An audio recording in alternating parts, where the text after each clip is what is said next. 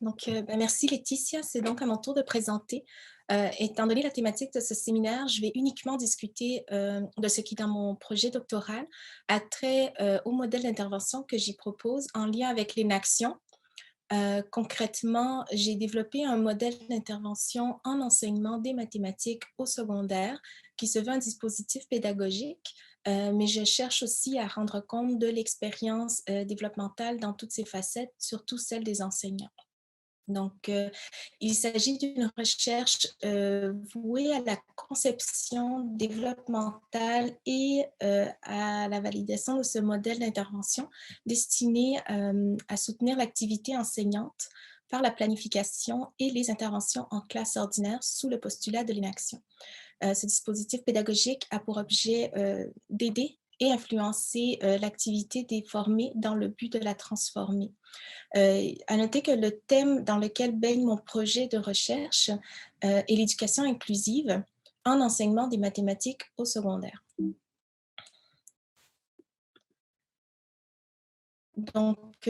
Concernant le contexte et la problématique, je tiens à apporter quelques précisions terminologiques simplement pour éviter les confusions. Ici, j'utilise l'expression inclusion scolaire ou éducation inclusive en référence à la scolarisation de tous les élèves en salle de classe ordinaire dans le respect de leur diversité.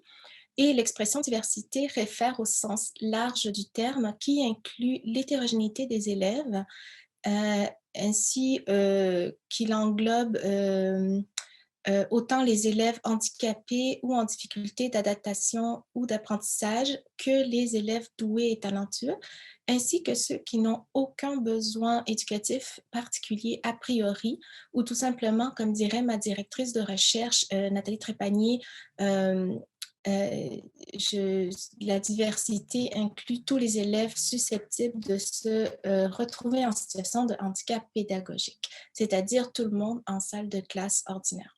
Le contexte de notre étude est cadré par les orientations ministérielles qui guident les pratiques et les visées de l'École québécoise qui se veut donc inclusive. De manière très simpliste, la situation est la suivante. Il y a un déséquilibre entre ce qui est demandé par le ministère de l'Éducation, c'est-à-dire l'activité prescrite, et la capacité des enseignants et enseignantes à répondre donc à cette demande, c'est-à-dire l'activité réelle. Et ce déséquilibre pose des limites importantes à la volonté ministérielle et de société qui souhaite l'inclusion scolaire de tous. Euh, Ainsi, il est demandé donc euh, il est demandé aux enseignants de mettre en place l'éducation inclusive par, entre autres, l'instauration de l'intervention universelle en salle de classe ordinaire, ainsi que la différenciation pédagogique. Mais sur le terrain, selon la recherche, tout ceci se traduit à travers les années par non seulement une augmentation constante des élèves handicapés en difficulté d'adaptation ou d'apprentissage en classe ordinaire, euh, mais en plus, il y a une impression de dépassement, de manque d'outils et d'incompétence dans la gestion de cette diversité chez les enseignants. Ils expriment sur le terrain, ouvertement d'ailleurs, un besoin de soutien en évaluation des apprentissages des élèves, à répondre aux besoins des élèves à risque, autres que ceux considérés handicapés en difficulté d'adaptation ou d'apprentissage, ainsi qu'à mettre en œuvre la différenciation pédagogique. Donc, il y a vraiment un déséquilibre ici et les enseignants se disent donc incapables d'attendre les missions éducatives en salle de classe ordinaire dans un tel contexte d'inclusion scolaire. En termes inactivistes, la problématique, selon nous, émerge du couplage enseignement-apprentissage, étant la planification, l'évaluation et l'accompagnement de l'apprentissage. Les modèles d'intervention en enseignement des mathématiques existants sont généralement très lourds à utiliser et très prescriptifs, ce qui a pour conséquence que peu de praticiens finalement arrivent à les appliquer en salle de classe. Ce projet doctoral vise à proposer un modèle en amont et en aval de l'activité enseignant par 5 étapes qui servent d'une certaine manière à restituer pardon, le praticien par rapport, aux avancées des apprenants afin de favoriser la réussite scolaire de tous et de répondre aux besoins d'éducation inclusive. Hem, les besoins d'intégrer l'inaction à ce projet de recherche apparaît nécessaire, à mon avis, puisque, l'enseignement des mathématiques souffre des croyances populaires, voulant que les apprenants, finalement, qui n'entrent pas dans les normes, ne soient pas bons dans cette discipline et ils sont souvent exclus, finalement, dans les études à long terme, dans les disciplines qui requièrent les mathématiques et personnellement, j'ai la ferme conviction que la préoccupation éthique qui soutient l'inaction, du moins varélienne, est prometteuse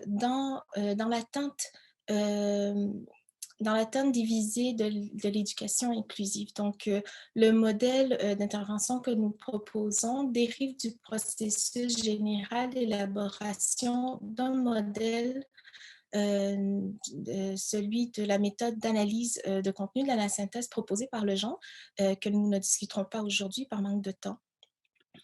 Donc, je vous présente très rapidement le modèle d'intervention sans entrer dans les détails de sa conception.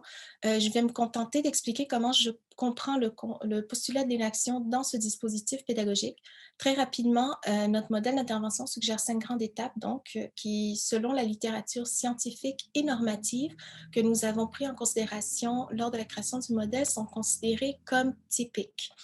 Ces étapes visent à amener l'enseignant à prendre des décisions qui auront une incidence sur l'évaluation, la planification et l'accompagnement des apprenants en prenant appui sur les principes de la conception universelle de l'apprentissage. Donc, l'enseignant est considéré dans ce projet comme un expert pouvant adhérer aux principes de la conception universelle de l'apprentissage en les opérationnalisant à travers la différenciation pédagogique. Donc, euh, la posture inactive de la chercheuse, c'est-à-dire la mienne, qui comprend une vision et une visée inactiviste, fait émerger la dynamique du dispositif, ou du moins c'est ce que j'espère réaliser, me situant dans une perspective suivant le modèle de l'autonomie. Euh, Plutôt que celle de la commande, il n'y a pas de hiérarchie donc entre les composantes apprentissage, formation, enseignement. L'apprentissage ne se réalise pas en réponse à la planification de l'enseignement nécessairement et la planification de l'enseignement ne correspond pas à la simple réplique de ce que le formé aura reçu en formation. Donc, ces 3 composantes sont considérées comme indissociables et forment une totalité qualifiée de complexe et dynamique. La formation émerge de ce couplage apprentissage-enseignement, c'est-à-dire que la formation que le formé reçoit en parcourant les étapes du modèle émerge par l'action coopérative enseigner-apprendre.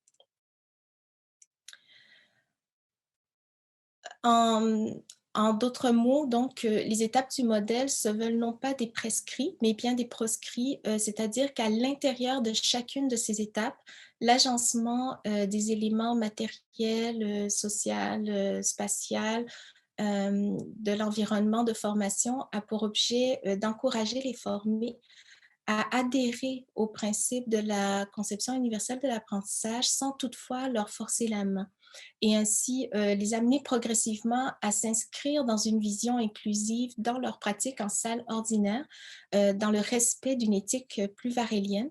Euh, et je reprends ici une petite citation de Michel Bitpol et Amy Cohen Varela dans le Cercle créateur que je pense être une bonne illustration de ce que je pense, de ce que je voudrais passer comme message, c'est que si l'autre être humain n'est pas systématiquement comparé à une représentation idéaliste et rigide de son soi, mais saisi à fleur de peau, moment après moment, de sa coémergence relationnelle avec nous-mêmes, alors la tendresse et l'indulgence à son égard émergent spontanément. En ce sens, le, le modèle occupe le rôle d'espace d'action encouragée dont Marc Durand a parlé lors de la conférence d'ouverture le 10 décembre dernier et qui ont été repris d'ailleurs autant par Luc Ria que Germain Poissa aujourd'hui. Donc, c'est pour ainsi dire que le modèle sert de point de départ pour proposer des environnements prometteurs d'action et d'expérience qui devraient donc provoquer des apprentissages et des développements orientés de l'activité des formés.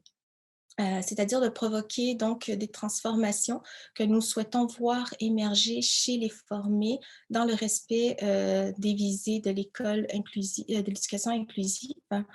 C'est donc en passant par ce modèle que j'espère encourager une auto-transformation de l'activité du formé, mais aussi de la chercheure, donc de moi-même, par notre interaction. Et la méthodologie s'enligne vers l'utilisation de la vidéo formation au sens expliqué par Luc Ria aujourd'hui en début de séance, afin de déclencher un processus d'auto-transformation empathique et constructive en partant du monde propre de chaque participant à l'étude. Donc, je crois que je suis rentrée dans les temps. J'ai mis quelques références ici, ce ne sont pas les seules que j'ai utilisées, mais ce sont les principales. Donc, merci beaucoup.